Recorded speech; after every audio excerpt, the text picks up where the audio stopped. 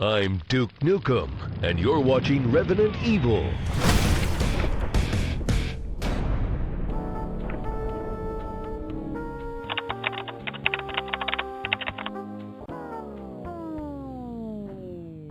Welcome to a bonus video where I'll be showing off level 8 from episode 2 of Lameduke. This video will make more sense after watching my previous video, so if you haven't seen it, you may want to check that out first.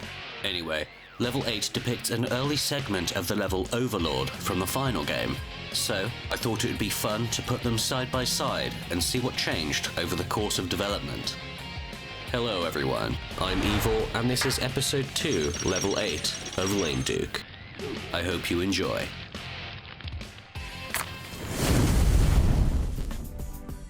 Okay, so the level isn't normally accessible in this chapter and will force the game to crash when trying to load.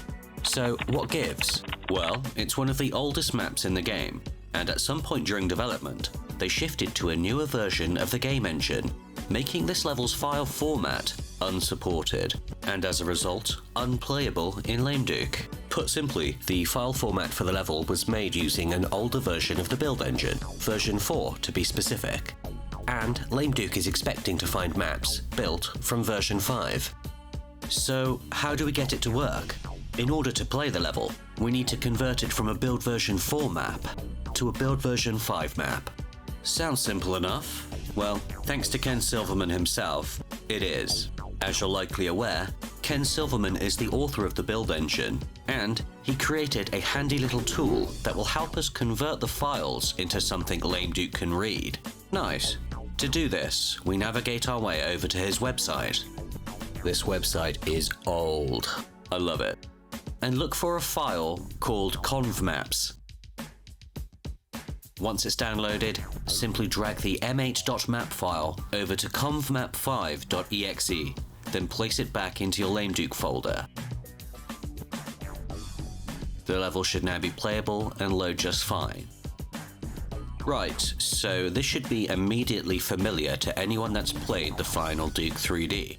It's a small section from the map Overlord, albeit in a very early and very unfinished state.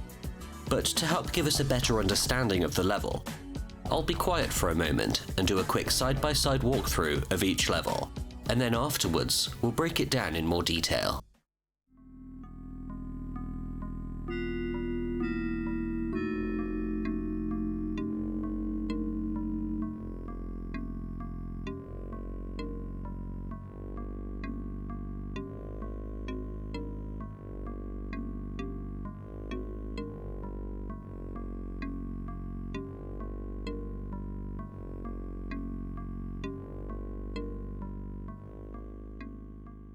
Okay, what did you think? So let's break it down and see what we can find.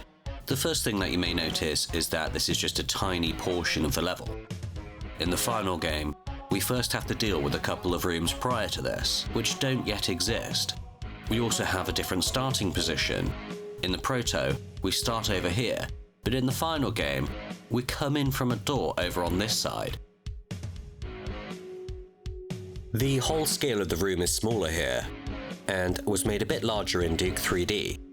For example, look at how the ceilings have been raised here.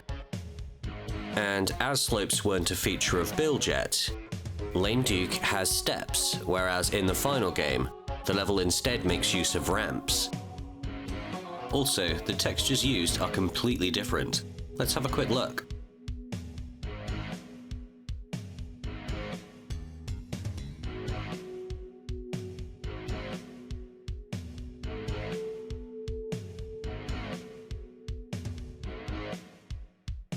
While we're on the subject of the textures, let's have a look at this poster here. On the bottom level of the map, we can see a cool poster depicting some sort of alien creature. It's one of two textures found in Lameduke that show an alien language that would ultimately be left on the cutting room floor. This texture would make its way into the final game, but has been repurposed into a movie poster, though I'm fairly sure it goes unused.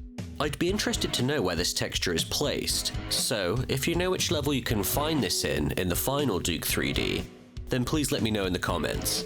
Moving on, there are elevators in here that didn't make the cut. In the final, we have to walk around the long way. It feels to me like it might be better suited to being a multiplayer map rather than a full level. Unsurprisingly, all of the secrets are missing in Lameduke, such as the one up here, or the one behind the waterfall. You aren't able to swim in the water yet either, but I like the way it curves out here. I wonder why they changed it. Unfortunately, that means the section under here with the octobrains doesn't exist yet. The vent to the next section is also missing. But what I like about this is how it gives us an example of how all the empty levels and rooms we've seen in Lameduke might have looked had they been finished and fully populated. While I've enjoyed seeing all of the levels in Lameduke, I get a special kick out of seeing early versions of levels that did make it into the final game. It's a great insight into the development of Duke 3D, and I love comparing this skeleton of a level to the fully fleshed out version we got in the final game. But that's about it for today's video. So what did you think of this early version of Overlord?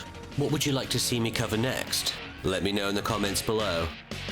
Cheers.